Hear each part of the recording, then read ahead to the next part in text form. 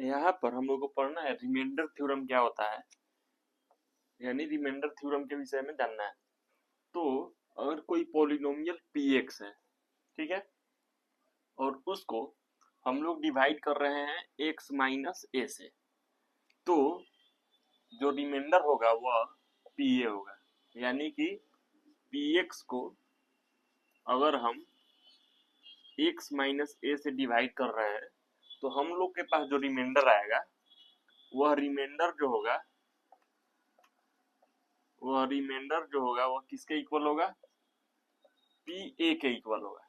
जैसे एक पॉलिनोमियल है x cube plus 2x square plus x minus 3, ठीक है, और इस पॉलिनोमियल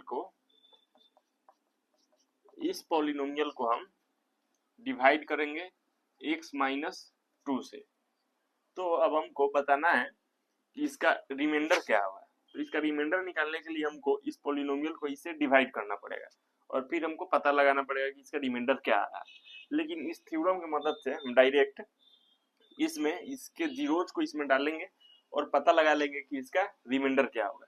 तो यहाँ पे x माइनस 2 इक्वल टू 0, यानी कि x इक्वल टू 2, यानी कि अब इस 2 को क्या करेंगे, हम इस पॉलिनोमियल में डालेंगे और फिर हम लोग रिमाइंडर पता करेंगे, यानी कि p2, यानी कि 2 क्यूब प्लस 2 इंटू 2 का स्क्वायर प्लस 2 माइनस 3, यानी कि 8 प्लस 2 माइनस 3, यानी कि 18 माइनस 3, यानी कि 15।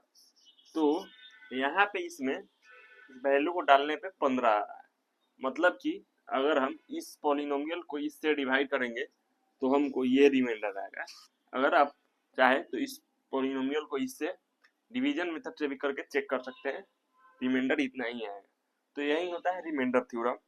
और फैक्टर थ्योरम जो है वह रिमाइंडर थ्योरम का ही एक केस होता है कि जब इसमें हम इस वैल्यू को डालते हैं तो जब यह 0 आ जाए तो इसका मतलब यह इसका एक फैक्टर है, तो इसी को हम लोग फैक्टर थ्योरम बोल देते हैं।